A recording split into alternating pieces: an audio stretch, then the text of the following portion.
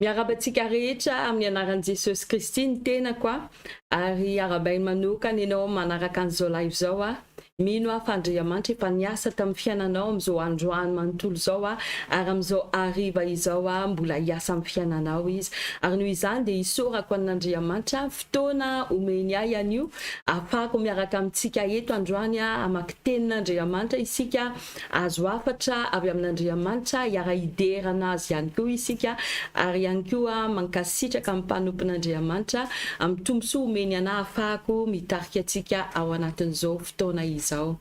Ary amin'izao fotoana izao angatahako ianao mba hizara an'izao live izao amin'ny olona izay fantatrao amin'ny namanao amin'ny olona fantatrao mihitsy ny hoe tena mila fionana avy amin'Andriamanitra satria fantatritsika ity volana ity dia atao hoe volana fionana. Dia azo fionana avy amin'Andriamanitra reo olona ao anatin'ny fonao reny reo ny olona hiatseretinao reny reo olona hoentinao amam-bavaka fotoana ary tombosoa ho anao anio izara an'izao live izao amin'zareo mba hisy fiovana amin'ny fiainan'zareo. Ary andao isika sianao amin'izao fotoana izao amaky tenin'Andriamanitra aloha anomboantsika ny fotoana izay ho hitantsika ao anatin'ny Salamo 145 andiny voalohany ka hatramin'ny fahadimy miaravakintsika amin'ny anaran'i Jesosy Kristy. Anandratra anao ry Andriamanitra mpanjako sy ankalaza ny anaranao mandrakizay doria. Ankalaza anao isan'andro aho sy idera ny anaranao mandrakizay doria. Lehibe Jehova ka tokony hoderaina indrindra ary tsy takatry ny sainy ny falebiazany. Ny taranaky ny rehetra samy idera ny asanao amin'izay mandimby azy sy anambara ny asanao lehibe. Ny laza ny voninahitry ny fiandriananao sy ny asanao mahagaga no isainsainiko. Izany tenin'Andriamanitra hoentsika androany anomboana an'izao fotoana izao. Mendrika hoderain'Andriamanitra fa tsara loatra amin'ny fiainantsika izy.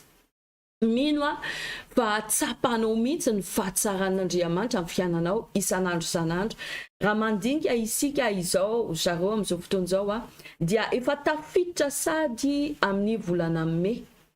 Nefa aretina lazain'ny olona fa hoe mamono olona maro nanomboka tamin'ny 2019 ka hatramin'izao. Ianao mbola velona nge mety nandalo an'izany aretin'izany ianao. Mety tratran'ilay Covid ianao fa noho n'ilay Jesosy Kristy tianao miaro anao miady ho anao dia mbola velona ianao. Ary jerentsika koa vao nanomboka ity taona ity dia efa tonga ny volana May sady isika. Izany no famindrapon'Andriamanitra mbola tehirizin'Andriamanitra antrany isika. Mendrika isorana izy isan'andro isan'andro misy asa lehibe ataony amin'ny fiainantsika. Indrindra omena iaintsika isika sianao zao velona afaka ifandray aminazy. Misy ny fiarovana isan'andro, misy ny fahamatsinana isan'andro, misy ny karazany iady dia ataon'Andriamanitra miady ho antsika sianao izy dia entsika sianao miaina amin'ny fiainana misy fandreseny. Zany dia tena mila isika sianao misaotra anazy.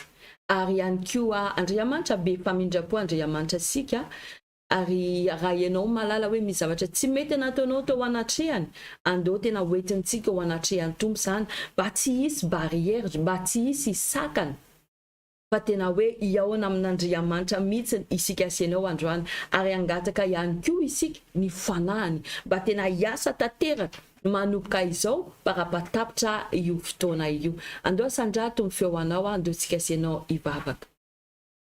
Raha io amin'ny anaran'i Jesosy Kristy dada tena misaotra anao izahay midera ny anaranao masina izahay. Tena mankalaza anao izahay mankalaza amin'ny falebiaza anao izahay fa tena Andriamanitra tsara ianao sady mpanao tsara ihany koa ianao amin'ny fiainanay isan'andro isan'andro. Raha io tena tianay ianao te hiteny androany izahay tena hoe tianay ianao. Tena mendrika hoderaina, mendrika ankalazaina ianao fa tena zavatra maro nataonao tamin'ny fiainanay tsy takatry ny sainay. na de misy zavatra tsy angatanay aminao fantatrao fa mahasoa anay zany de nomenao anay zany dada de tena te hisaotra anao zay be zavatra nataonao ozy izy David ozy izy teny David manao hoe misora ny Jehova amin'ny fanahiko sy izay rehetra toaniko misaotra ny anarany masina de tena miobokevitra amin'ny David mihitsy izay androany tena misaotra anao zay ary misaintsaina ny zavatra tsara nataonao tamin'ny fiainanay zay ka tena mendrika hoderainy ianao dada mendrika hisorana mendrika ankalazaina ianao mendrika homemboninahitra ianao dada raiso ho anao izany androany fa avy amin'ny fonay izany dada ho anao ireriany natolotra ian'izany ary zay dada tsy mahavita tena izay io fotoana io dada tsy hoe fotoana lanilaniana eto fotsiny fa tena hoe fotoana iarahanay aminao zany indrindra ilaivanay amin'ny fanahinao masina hitarika anay eto androany indrindra za no mitondra ny teninao eto androany dada mila mifanahinao masiny aho satria ianao malala ny olona zay nalefanao anatin'izao lahy izao malala ny situation tsirairay avy dada oka tsy teniteny zavatra zay tsy makasika amin'ny fiainan'ny olonao izao fa oka ianao mihitsy no manisy teny ambavako mba hitondra fiovahana amin'ny fiainan'ny olona mba tena revo miala ao anatin'izao lahy izao ny olona dada tena mahazo hery izy mahazo fanantenana amin'ny hoavy satria ianao no ampiteny ahy androany ary ihany koa dada mangataka n'ilay raha sabidin'i Jesosy Kristy anadio anay tsirairay avy androany satria mino zay dada fa ianao lay Andriamanitra be famindrapo anao an'izany fa ianao malala ny zavatra tsy mety rehetra nataonay de noho izany dada oka tsy ho isainao tsony helikay tsirairay avy oka lay raha sabidin'i Jesosy Kristy anadio any helikay ataovy madio izay satria mifona aminao izay amin'izao anio ala izao satria te ahitanao zay te hifandray aminao zay te hiona aminao zay tsy tianay misakana mihitsy eto androany de omenay anao ny sehatra dada misaotra sady anao amin'ny zavatra rehetra nataonao tamin'ny fiainanay misaotra anao sady amin'ny zavatra ho ataonao androany amin'ny fionana zay ionanay aminao amin'ny teny zay ho alefanao androany amin'ny fahefana zay omenao anay andro tsaka maintso sy mena rano amin'ny ny resaka fahasoavana rehetra amin'ny fitahiana rehetra zay tianao arotsaka amin'ny fiainanay ny délivrance zay tianao atao amin'ny fiainan'ny olona amin'ny alalan'ny teninao de tena misaotra anao zay midera ny anaranao masina izay mankalaza anao zay dada voninahitra dia averinay aminao ireriany amin'ny anaran'i Jesosy Kristy amen. Alléluia. Alléluia, tsara n'Andriamanitra sika tena hoe mendrika hoderaina andeontsika sianao anaraka an'ilay hira atao hoe anao ny dera.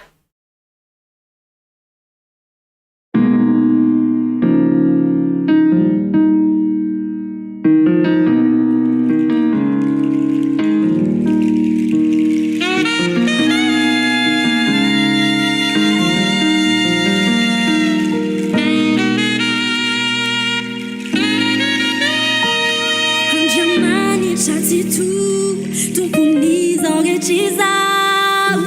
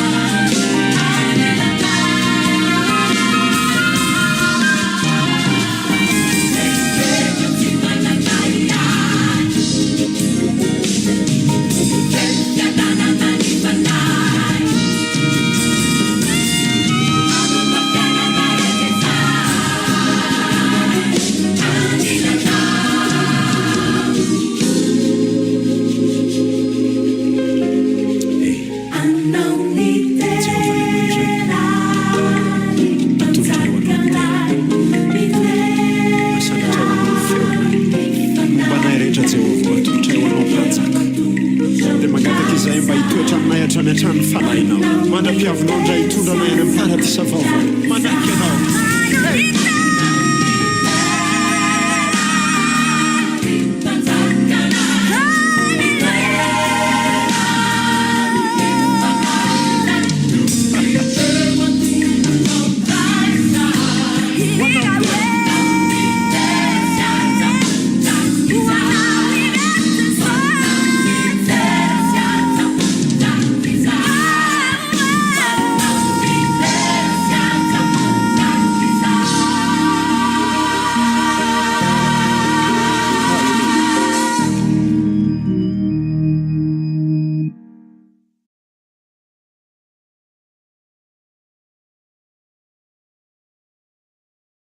Halleluja, mendrika idera tokoa Andriamanitra antsika. Mino fa tsapanao fa tena hoe mendrika ideraina izy mandrakizay. Ary avy hatranintsika dia miditra amin'ny fampahirezana.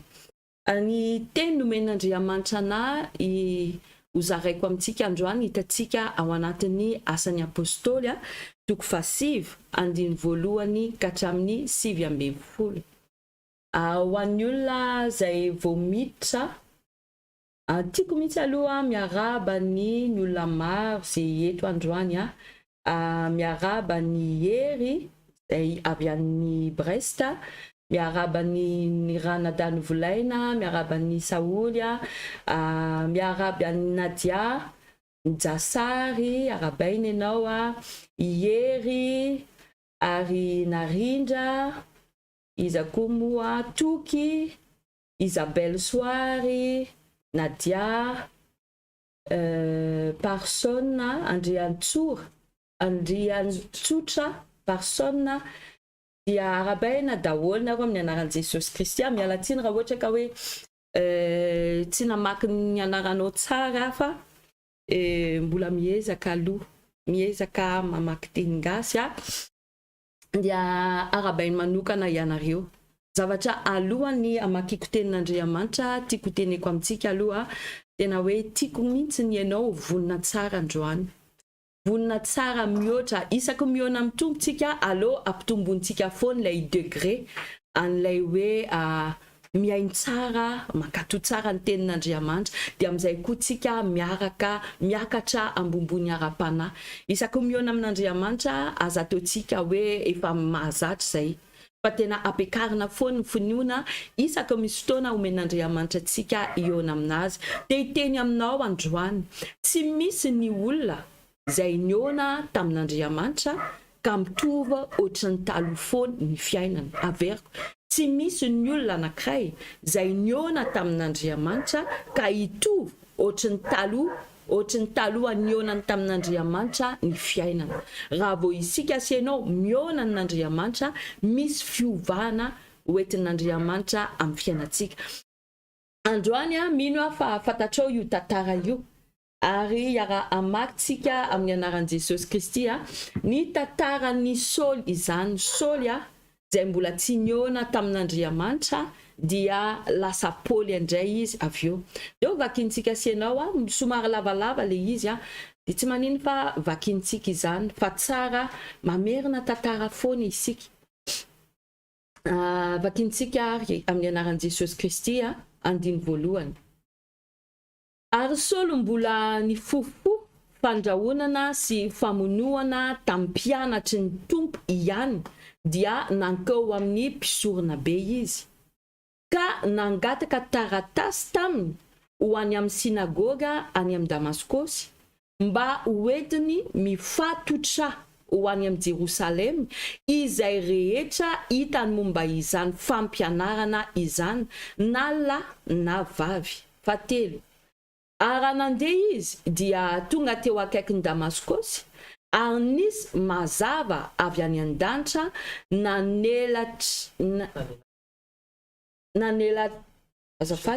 nanelatretatra tampoka nanodidina anazy. Ahozy izy, iza moa ianao toko? Dia ahozy izy, izao no Jesosy izay enjehinao. Fa mitsangana ka mankanesy ho any an-tanàna dia holazainy aminao izay mety ho ataonao. Ary ny olo izay nomba azy tamin'ny alehany dia nitsangana tsy nahateny, ary nandre ny feo izy nefa tsy nahita olona. Ary so nitsangana tamin'ny tany, ary efa nahirany ny masony dia tsy nahita na inona izy, ary ireo nitantany azy ka nitondra azy any amin'ny Damaskosy. Ary tsy nahita izy ateloana sady tsy nihinana na nisotra. Ary nisy mpianatra anankiray tamin'ny Damaskosy atao hoe Ananiasy, ary hoy ny tompo tamin'ny fahitany ry Ananiasy, dia hoy izy, inty aho tompo. Hoy izy tompo taminy, mitsangana ka mandehana any amin'ny lalana atao hoe Imahitsy, ka izao ao an-trano Jodasy izay lehilahy atao hoe Saul avy amin'ny Tarsosy, fa indro efa mivavaka izy. Ary izy efa nahita lehilahy atao hoe Ananiasy niditra ka nametra tanana taminy mba ahiratra indray ny masony. Ary Ananiasy namaly hoe, tompoko, efa rehako tamin'ny maro ny habeany ratsy nataon'izany lehilahy izany tamin'ny olona masiny tany Jerosalema. Ary manana fahefana koa avy amin'ny mpisorona be izy, amatotra izay rehetra miantso ny anaranao. Fa hoy ny tompo taminy, mandehana, fa fanaka voafido izy ho fitondrany ny anarako eo anatrehany jentilisy sy ny mpanjaka ary ny zanak'Israely. Fa asehoko azy ny habetsahany izay tsy maintsy haretany ho voninahitry ny anarako. Ary nandeha Ananiasy ka niditra tao trano, dia nametra tanana taminy ka nanao hoe, ry Saul, rahalahy, ny tompo dia Jesosy izay niseho taminao teo amin'ny lalana nalehanao no efa naniraka mba ahirata ny masonao ary mba ho feno ny fanamasina ianao. Ary niaraka tamin'izay dia ny zavatra toy ny kirany hazandrano niala avy tao amin'ny masony, dia nahiratra izy ka nitsangana dia natao batisy. Ary nihinan-kanina izy ka dia natanjaka. Ary Saul nitoetra andro vitsivitsy teo amin'ny mpianatra tany Damaskosy. Amen. Io tenin'Andriamanitra io mino afa maro amintsika malala io teniny io. Io zany dia tantarin'ny Saul tamizy niona tamin'i Jesosy. Ary raha anjerintsika tamin'ny voalohany miteny ny tenin'Andriamanitra hoe i Saul nanenjika ny mpianatry ny Jesosy hoe izay rehetra no mampianatra momba ny Jesosy dia vonony, enjehany dia vonony. Fa maninona i Saul nanao an'izany? Saul nanao an'izany satria izy mbola tsy niona tamin'Andriamanitra direct. Nandre izy nisy olona niteny ohatr'izao, ny fariseo niaraka taminy niteny hoe ohatr'izao sy ohatr'izao no ataon'io Jesosy io, dia misy amin'izao fotoan'izao misy mpianatry ny Jesosy io dia mampianatra doktrina hafa zareo. Nietrehitra izy tamin'izany fotoana zany hoe mety ny zavatra ataony hoe anenjehana ny zareo, satria raha ianao mahafantatra tsara i Saul zany dia tena olona nanatateraka lalàna izay nomen'Andriamanitra tamin'ny Mosesy. Nanatateraka an'izany izy mihevitra tamin'izany fotoana zany hoe fampianarana diso no hoentiny ny mpianatry ny Jesosy tamin'izany dia nenjehana. Tahakantsika sianao amin'izao fotoan'izao zanak'Andriamanitra mivavaka amin'ny fiangonana amin'ny fo izay asan'ny fanahy masina. Misy manenjika antsika ataon'ny olona hoe sekta isika. Na hoe misy koa ao anatintsika talohan'ny dirantsika amin'izao fivavahana Jesosy Kristy zao misy isika nanenjika kristiana ihany koa. nanenjika nataontsika hoe secta reo hoe tsy mety ny zavatra ataon'ireo dia ohatr'izany koa zany a zavatra momba ny Paoly amin'ny fanamarinana zany teny zany ho hitantsika ao anatin'ny Filipiana 4:5 sy 9 jerevantsika zany teny zany Filipiana 4:5 sy 9 5 sy 9 Osy tenin'Andriamanitra manao hoe Paul no miteny an'izany fa voafory tamin'ny andro fahavalo aho avy amin'ny fototrin'ny Israely dia avy amin'ny firenena Benjamin Hébreu sady avy amin'ny Hébreu aho araky ny lalàny dia fariseo araky ny zotom-po dia nanenjika ny fiangonana araky ny fahamarinana avy amin'ny lalàny dia tsy manatsiny izy zany nietrehitra tamin'izany fotoana zany hoe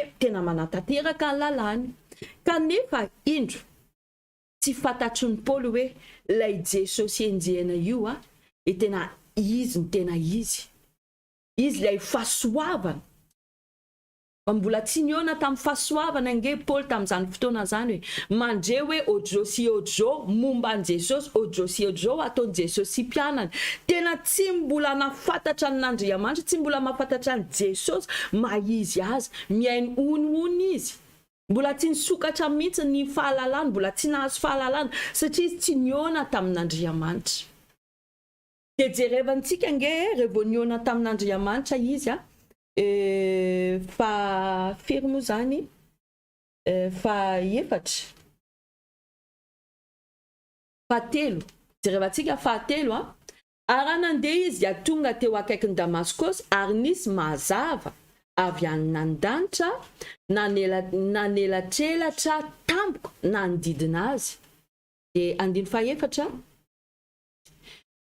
dia lavo tamin'ny tany izy ka nandre feo nanao taminy hoe Saoly nahoana ianao no nanenjika ahy dia namaly izy ka nanao hoe ahozy izy iza moa ianao tompoko dia ahozy izy izaho no Jesosy izay enjehanao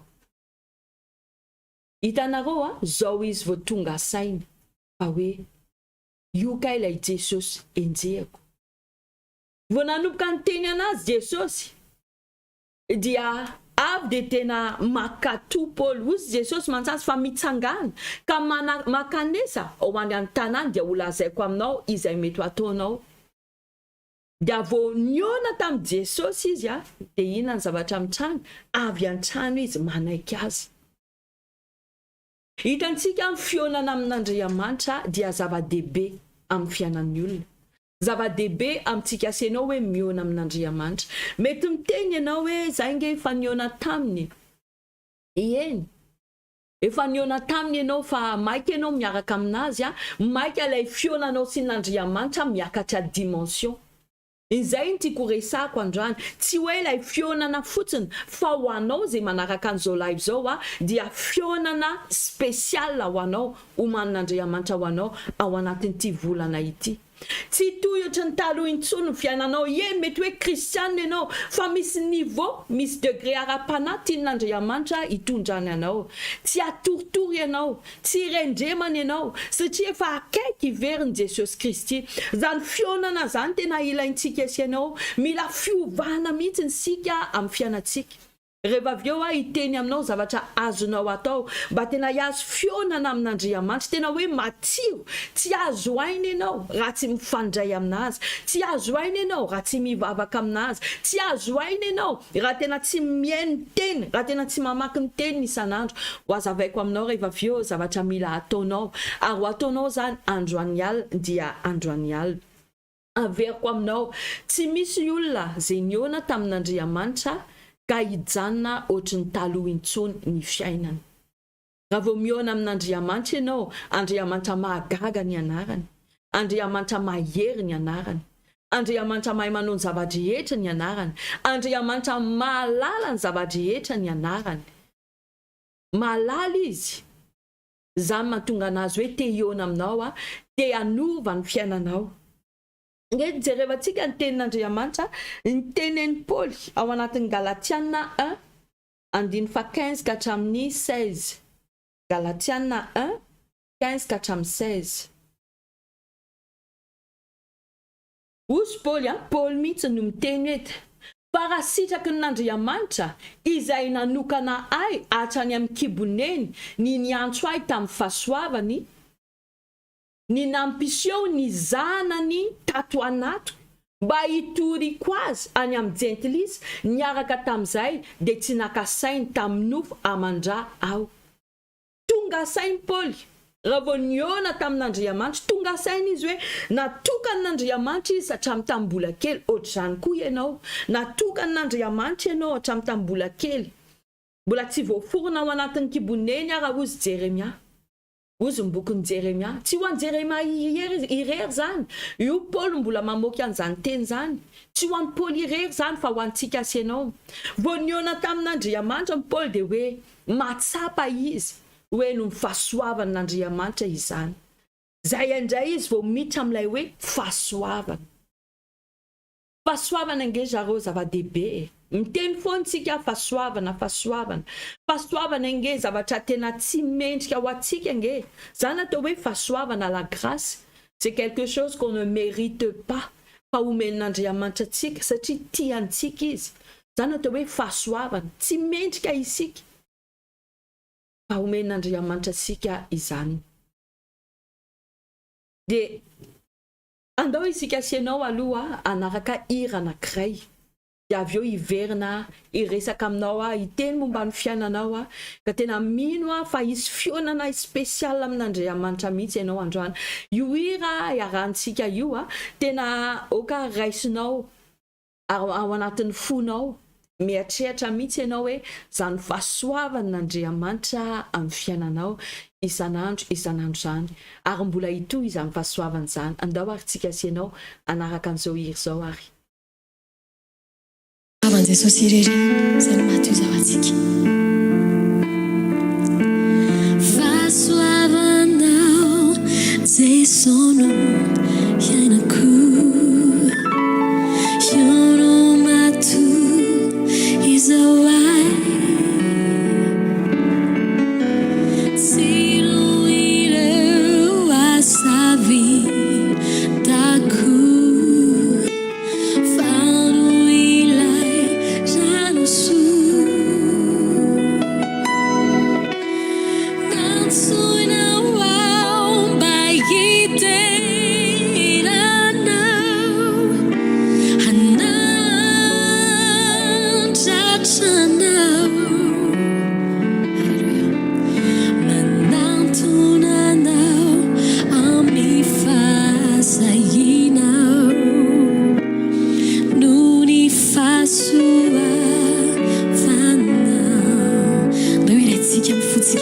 izao tena mangataka mba tena irainao mifonao rehetra tena ataovy resy lahatra ny anatin'ny fonao hoe tena ny fahasoavany tompo rery ihany no matoy izao atsika tsy misy antony hafa ankoatran'izany ilaina ny fitahiana ilaina ny taoko hoe ny zavatra betabe izay omeny tompo atsika fa mihoatra ny zavatra rehetra izany fahasoavana izany mihoatra ny fahalalana rehetra tsy voavidy volanaiza naiza da mbola hiara-merina zany ery zany tsika ataovy resy lahatra tsara ianao mery fahasoavanao Jesosy iainako io no matoy izao sino ireo asa vitako fano ilay rano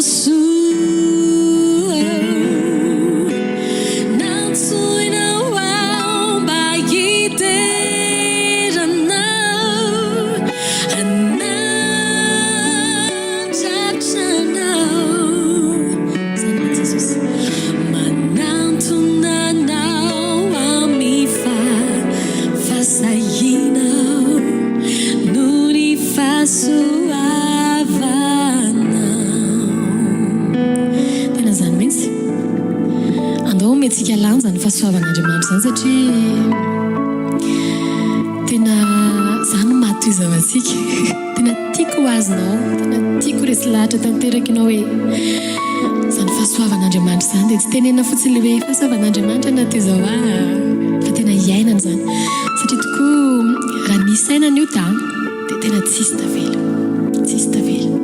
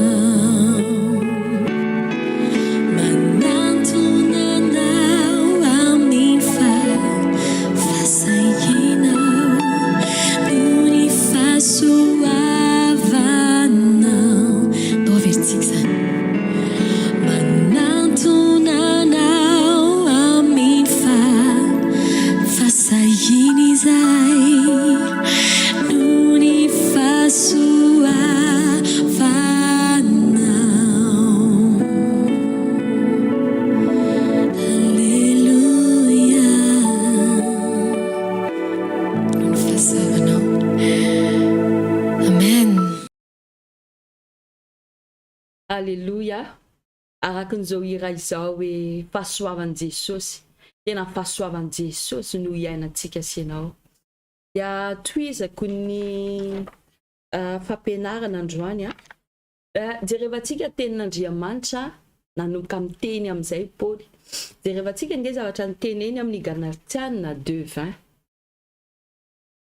Fantatry ntsika loatra io teny io sy tenin'Andriamanitra manao hoe Paoly no miteny voaomby miaraka amin'ny Kristy amin'ny hazo fijaliany aho ary tsy izaho tsony no velony fa Kristy no velo ato anatiko.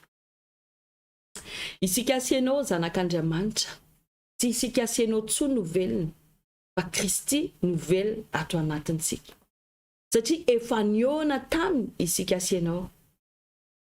Ary izany fionana zany araka ny teneko amintsika tamin'ny voalohany Andriamanitra tena miandrandra mihitsiny matoa izy name ny teny faminaniana amin'ity volana ity ho an'ny fiangonana SCI ho antsika rehetra dia dikan'izany hoe tian'Andriamanitra iona fionana spesial aminazy sika ao anatin'ity volana ity. Eto aho dia mahita ny Saoly, mahita ny vola avy a Madagasikara, Isabelle, Nadia, Nourso, Marceline, Yery, Narindra, Peny, Izakoa zany Yery avy any Brest. Te hiteny aminao hoe Andriamanitra androany nisafidy anao mba ho ao anatiny izao live izao. Sy izay olona tsy hita koa fa ianao malala fa eto ianao. Ny fidin'Andriamanitra manokana ianao mba ho ao anatin'izao live izao. satria tian'Andriamanitra iona, misy fionana tian'Andriamanitra atao aminao, fionana spesial. Ary ny olona rehetra zany mila fionana amin'Andriamanitra. Amin'ny momban'iny ianao zany hoe te azo fionana spesial amin'Andriamanitra. Ny momban'ny ara-panahinao ve? Ny momban'ny fahasalamanao ve? Ny momban'ny asanao ve? Ny momban'ny vola ve? Ny momban'iny zany? Inona zavatra andraindrainao? Dia alohan'izany mila miona fionana spesial amin'Andriamanitra. Dia izy amin'izay hiteny aminao inona zavatra mila ataonao mba tena hoe andresy ianao amin'izao situation iainanao izao. Andriamanitra tsy kisendrasendra mihitsy izy namoaka hoe ity volana ity dia volana fionana. Ary mino fa tena mangetaheta mihitsy ianao hoe iona amin'Andriamanitra. Iona amin'ny dimension hafa ianao miaraka amin'Andriamanitra. Zavatra azontsika atao. Zao zavatra kely fotsiny hoe tiako teneko amintsika. Mety miteny ianao hoe za zao ve? Za efa nanompo an'Andriamanitra, misy adalako nataoko, na dia zanak'Andriamanitra aza. Fa fatary no izy tenin'Andriamanitra amin'ny Korintiana manao hoe ny adalin'izao tontolo zao nge ny fidin'Andriamanitra mba ampamenatra ny endry. Inona fahadalana nataonao na inona na iny zany dia efa mifidin'Andriamanitra dia meloa ianao ampamenatra ny endry. Misy fotoana koa zareo avelan'Andriamanitra isika mandalo zavatra. Na sedra izy io na fanenjehana izy io. Misy fotoana ekenin'Andriamanitra izany. Satria misy fionana tian'Andriamanitra ataony amintsika. Matetika rehefa tsy misy fanenjehana amin'ny fiainantsika, rehefa tsy misy zavatra sarotra atrehantsika, dia ohatrany hoe raisitsika monotone ilay miaraka amin'Andriamanitra. Bon, zay miseho eo miseho. Rehefa hitanao fa hoe mandeha ny fiainanao dia avelanao ohatr'izao. Kanefa matoa avelan'Andriamanitra misy reny zavatra sarotra reny asoanao reny. Asoanao reny satria maninona fantatry n'Andriamanitra rehefa misy an'izany dia hitady anazy ianao. Rehefa hitady anazy dia tena iona aminazy tokoa ianao. Ary rehefa miona aminazy tsy hoe miona fotsiny manao hoe bonjour sy ny ohatr'izany tsy izay fotsiny. Rehefa miona amin'Andriamanitra misy teny alefan'Andriamanitra ho anao. Ary io teny io ampiovanao. Io teny io zany hitondra anao any ambaratonga manaraka. Zay nge tian'Andriamanitra. Isika zany tsy ny fidin'Andriamanitra hoe miaina manomboka lehibe dia miakely. Non, isika zanak'Andriamanitra dia natsony dia mialehibe antrany. Zany fionana spesial zany dia tono amin'ny fiainanao androany. Tena iaona amin'izany ianao. Za te hiteny aminao amin'izao alina izao. Tsy ho lava mihitsy isika androany. Amin'izao alina izao, misy tena matsapa. Tena hoe mila miona amin'Andriamanitra tokoa amin'izao situation zao. Tsy mahita lalana ianao, manana an'Andriamanitra ianao. Ie. Kanefa ianao tsy mahita lalana. Fa manina ianao tsy mahita lalana satria tsy tena mifandray aminazy araka ny tokony ho izy ianao. Zany nanomana an'Andriamanitra hoe ity volana ity, volana fionana, ampisainantsika, ampihetsika antsika, hitady anazy bebe kokoa. Satria na Andriamanitra tsy mahafaly anazy mijery antsika ao anatin'ny situation ohatr'izao. Misy situation iainantsika mety tsy manome voninahitra n'Andriamanitra dia mijery an'izany izy. Dia hoe tsy tiako hijanona amin'izao ny zanako. Avoakako io teny io hoe volana fionana. Dia amin'izay izy mikatsaka miaraka amin'ny bebe kokoa ka iseho ny voninahitra koa amin'ny fiainany. Zao ny zavatra teneko anao amin'izao alina zao, aveako misy olona tena amitenen'ny tompo ana, misy olona mangetaheta mihitsy zany fionana zany. Jereva nge zareo raha tena matadidin'ny tantaran'ny Jakoby ianao. Jakoby niona tamin'Andriamanitra tao amin'ny tendrombohitra. Dia hozy izy Jakoby hoe tsy avelako ianao raha tsy mitahay. Dia avy eo ny Tahian'Andriamanitra izy. Ary ny anarany tsy Jakoba intsony fa iza ny anarany tonga Israely. Ohatrany koa Saul mpanenjika. Fa avy eo indray novainy ny anarany natao hoe Paul. Paul indray nandeha nitory filazantsary ny teny momban'i Jesosy Kristy. Raha vao miona amin'ny Jesosy ianao, miona amin'Andriamanitra ianao, hatramin'ny anaranao no ovain'Andriamanitra. Misy eo amintsika zao manana anarana fanekely eo amin'Andriamanitra. Zany anarana zany tsy atao ambany zavatra, tsy atao tsinitsiny io, fa ina hitondran'Andriamanitra atsika amin'ilay anjara voatendry efa nomano atsika. Jereo koa Abraham tamin'ny voalohany fiainany ny anarany, niona tamin'Andriamanitra lasa niova hoe Abraham. Sarai niona tamin'Andriamanitra niova hoe Sara. Ary ianao ihany koa miona amin'Andriamanitra ianao hoe omen'Andriamanitra anaram-baovao indray ianao androany. Fionana spécial, tsy hoe fionana comme ça fotsiny fa tena fionana spécial. Raha manaraka an'izao zavatra teneko anao zao ataonao androany alina, tena mifanaiky mihitsy n'Andriamanitra, mifanaiky amintsika ary vavaka isika rehefa avy eo tena hoe ataon'Andriamanitra zany amin'ny fiainantsika ary tsy ho adintsika mandrakizay. Zavatra angatako anao alohana torinao androany. Manaovy ianao ohatrin'ny Israely, manaovy ianao ohatrin'ny Jakob tamin'izany. Mitolony mihitsy ianao, tsy avelako ianao Andriamanitra raha tsy mitahana. Mivavay ianao androany alina. Mivavay ianao tahaka mbola tsy nataonao hatramin'izay. Ao anatin'izany fivavahana zany ihany koa ianao midera ianao an'Andriamanitra. Midera anazy ianao amin'ny zavatra efa vitany hatramin'izay.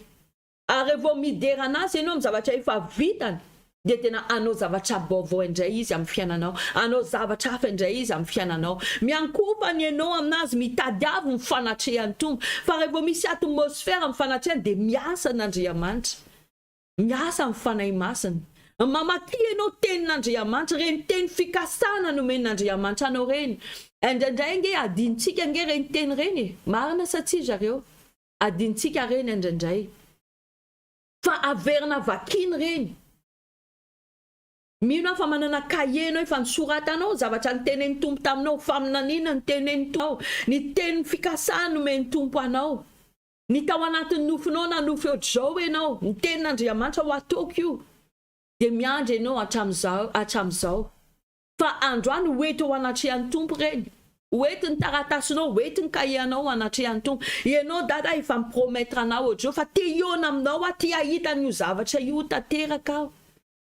Rehefa vitanao zany, aza avy dia matory ianao, miandrasy ianao. Zay indraindray mahadiso antsika kristiana, ohatrin'ny communication io hoe miteny foana, dia tsy avelantsika mamaly le olo dia tapahana telefony. Rehefa miresaka amin'Andriamanitra, rehefa miona aminazy isika, tsy isika rery nge no miteny, izy koa manana zavatra ho teneny, miandrasa mihitsy izy miteny aminao. Dia zay ianao vo afaka mandeha matory, ary soraty zavatra teneny aminao androany. Ataovy zany zareo tsy zavatra tsinitsiny, tsy zavatra tsisy lanja. Io volana hoe fionana io, asivy lanja io, mba tsy hitoritry ny taloha intsony ny fiainanao. Ianao koa zao mety hoe zanak'Andriamanitra, manaraka an'Andriamanitra, misy fanomezam-pahasoavana nomen'Andriamanitra anao ihany koa, tsy ampiasainao le izy, navelanao matoritory satria ianao mety lasa nangatsiaka. Fotoana zao ionanao amin'Andriamanitra, dada averena milona reny zavatra reny, mangetaeta manompo anao. Jereva nge Paoly nanompoka tamin'iny, niona tamin'Andriamanitra Paoly, dia tena nandeha izy, na nisy fanenjehana, na nisy olona tady hamono anazy, efa nalala n'ilay Andriamanitra tena izy. Efa niona tamin'ilay fahasoavana be izy. Ozy teny hoe asiko mafy ny tenako, na asiany Paoly mafy ny tenany, tsy maintsy vitako io azakazako io ozy izy, ary misatro mboninahitra miandry anahy. Ohatr'izany koa isika asianao Paoly na vitany anazy, manahoana momba antsika, manahoana momba anao. Zao koa teneko anao hoe azafaly fotsiny ianao mijery an'izao mpanompon'Andriamanitra zao hoe ay manana fanomezam-pahasoavana lehibe izy, mavita an'izao izy. Ianao koa nge natsono amin'izany, mila fantatrao ihany koa inona ny tsonon'Andriamanitra anao, mila tanterahanao mission anao natsonon'Andriamanitra ho amin'ny fahalebiazany. Isika asianao oka amin'izao anio alina izao tena angetaetan'izany fionana amin'Andriamanitra izany ianao. Aza atao tsinitsiny tsony hoe mazanak'Andriamanitra anao, aza atao tsinitsiny tsony io baiboly io hoe rehefa te hamaky mamaky, rehefa tsy te hamaky tsy hamaky.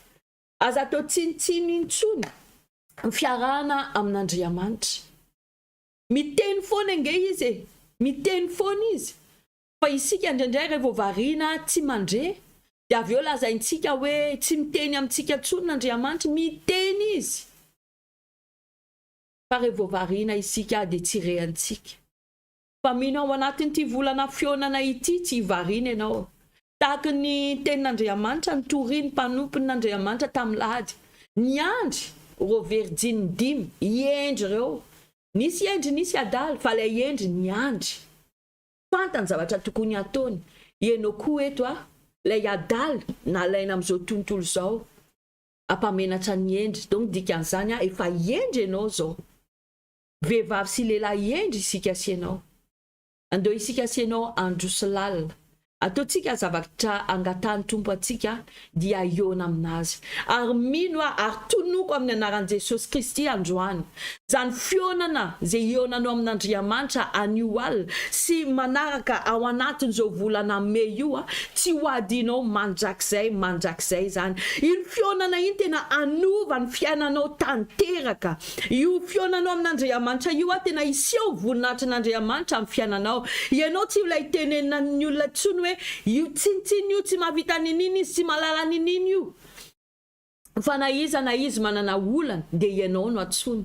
Satria ianao lay endry, ianao lay miaraka amin'Andriamanitra manana fahalalana, ianao lay miaraka amin'Andriamanitra mandray révélation avy amin'Andriamanitra ho an'ny olona manodidina anao. Ianao solution an'izao tontolo, ianao fahazavana an'izao tontolo, ianao siran'izao tontolo zao. Mandeha amin'ny toerana anankiray ianao dia tsy mety ny atmosfera, vao mitrany ianao manova ny atmosfera. Miona amin'Andriamanitra, rehefa miona aminazy ianao tsy hitohy aloha intsony ianao. Zany tenen'i Paoly hoe tsy izaho intsony Kristy mivelona ato anaty. Rehefa Kristy mivela ao anatintsika sy ianao, n'aiza alehantsika dia tena misy zavatra lehibe, misy fipoahana amin'ny fiainan'ny olona. Manoka amintsika sy ianao aloha le zavatra atovy ny hafatra ny tompo androany, atovy izany ho ataon'ny tompo ny anjarany amin'ny fiainanao. Dia andeontsika sy ianao amin'izao fotoan'izao hisaotra an'Andriamanitra amin'ny fotoana androany, satria niteny tamin'ny fiainantsika izy. Mino tena mino zareo tena mangety ianao, mino fa tena leo amin'ilay fiainana hoe androany ambony rapitso ambany. Tsy zany natson'Andriamanitra antsika miakatra hatrany hatrany itsika sy ianao au bolana 4-18. Mino fa tena te hiaina dimension ambony miaraka amin'Andriamanitra ianao. Dia atovy zany ndeo tsika sy ianao ary hisaotra an'Andriamanitra. Raha eo amin'ny anaran'i Jesosy Kristy dada misaotra anao amin'ny fotoana izay nomenao anay androany. Mankasitraka anao amin'ny teny izay nalefanao androany, teny dada izay makasika amin'ny fiainanay, ary misaotra anao ihany koa amin'ny olona maro izay manaraka an'izao fotoana izao androany. Dada apetraka feno ampelantananao rôly ny olona rehetra izay manaraka an'izao live izao, ny olona rehetra izay nandre ny teninao androany. Mangataka aminao dada amin'ny anaran'i Jesosy Kristy mba tena hikasika an'izy ireny ianao androany. Izay olona mangetaheta fionana spesial aminao amin'izao anio alina izao dada, oka ianao hiseho aminazy dada araka ny etahetany, oka ianao hiresaka aminazy dada araka ny fomba fataonao amin'ny olona maro erakin'izao tontolo izao.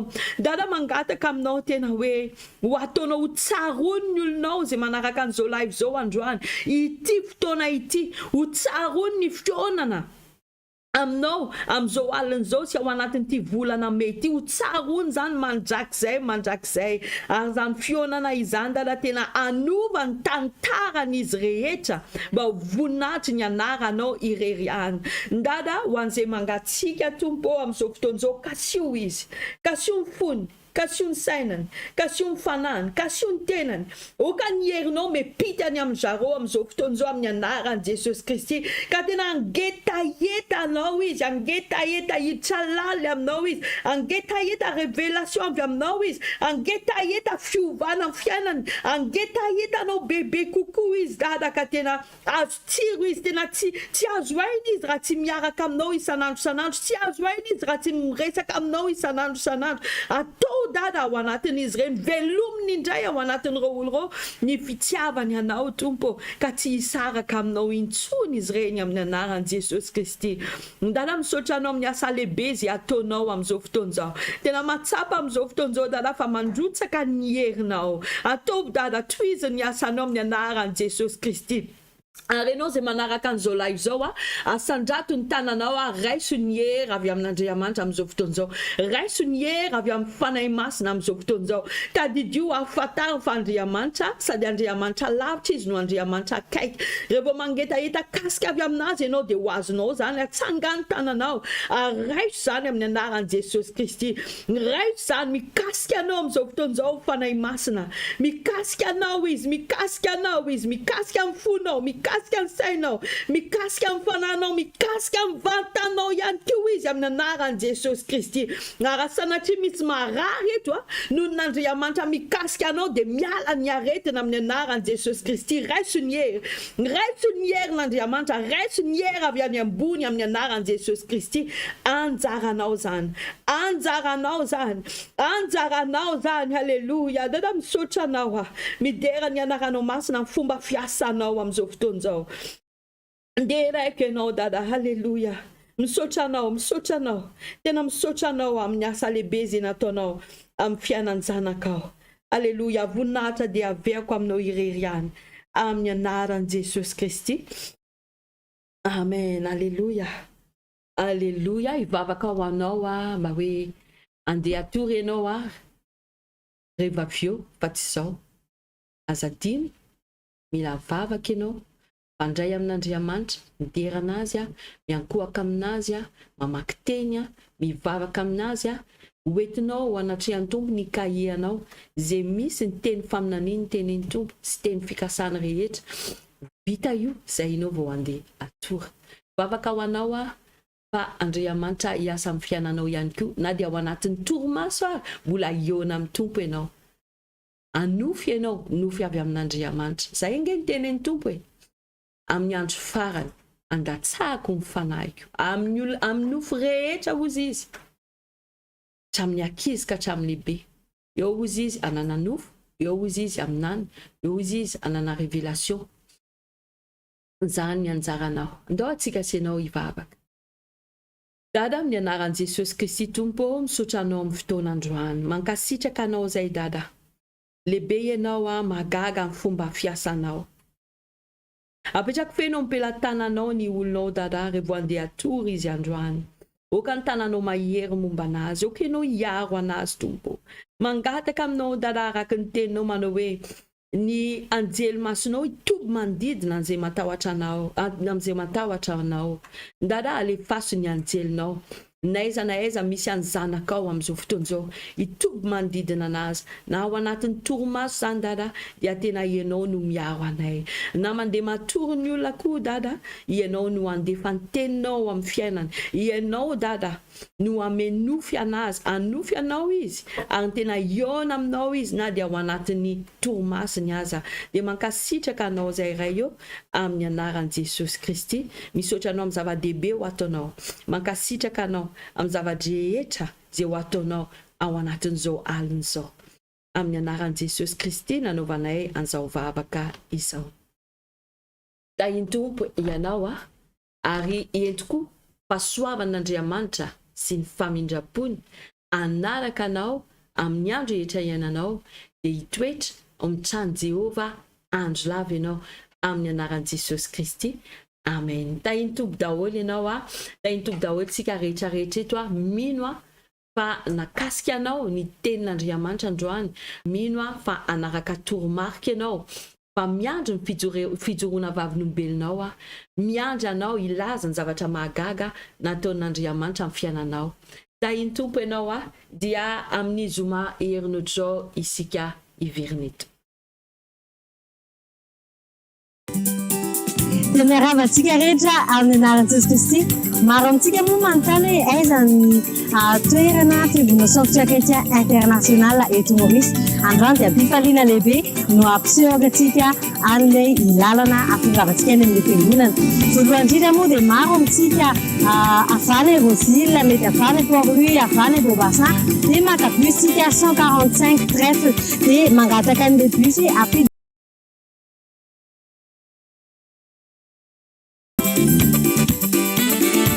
Ary ny repère atsika rehefa miampita dia avy aty ankavia mahita station de police.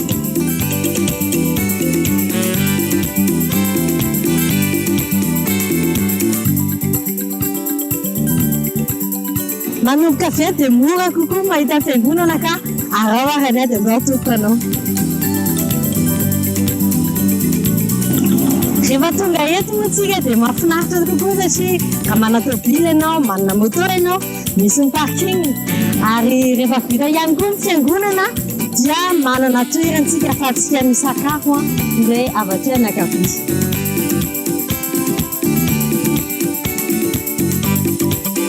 Hitantsika mbola betsaka tsika ankehitriny eto nitotoatra mitondra antsika makany fiangonana ka andao Araho.